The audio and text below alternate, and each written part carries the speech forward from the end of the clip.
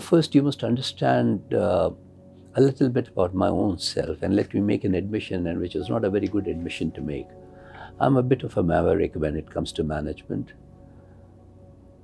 I could call any colleague and suddenly start talking to him about which fairy tale he read last.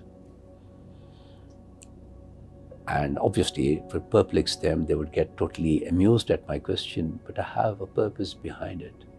I try and derive from those fairy tales some management lessons for them. Okay. For example, if I may be allowed to indulge on your interview, how does one see Cinderella? As one poor lass, victim of stepmother, stepsisters who have made her life miserable. That's Cinderella. But to me, as a keen observer of human behavior, Cinderella represents a classic example of service and sacrifice.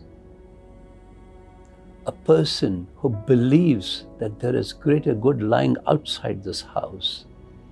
A person who believes that nature has designed something better for her in the future.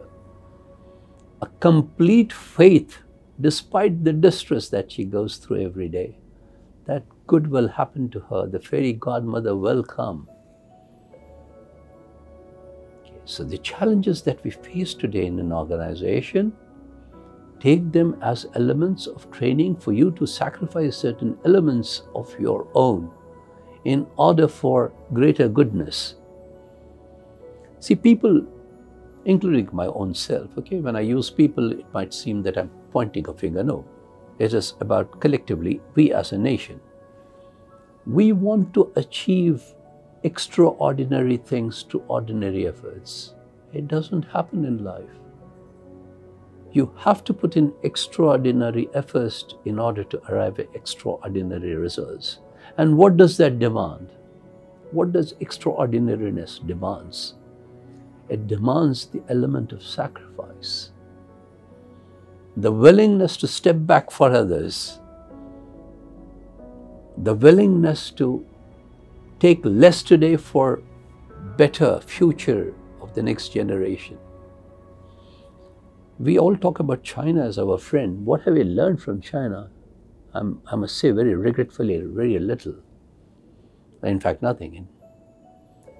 They had 2 generations who have sacrificed their daily lives for the sake of this generation today, which enjoys and sits on $3.5 trillion.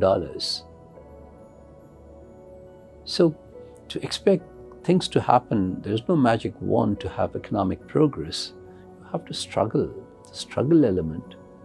And struggle coupled with a fine set of leadership is what this country needs. So maybe the struggle is already there. Maybe there are people who are willing to do their bit.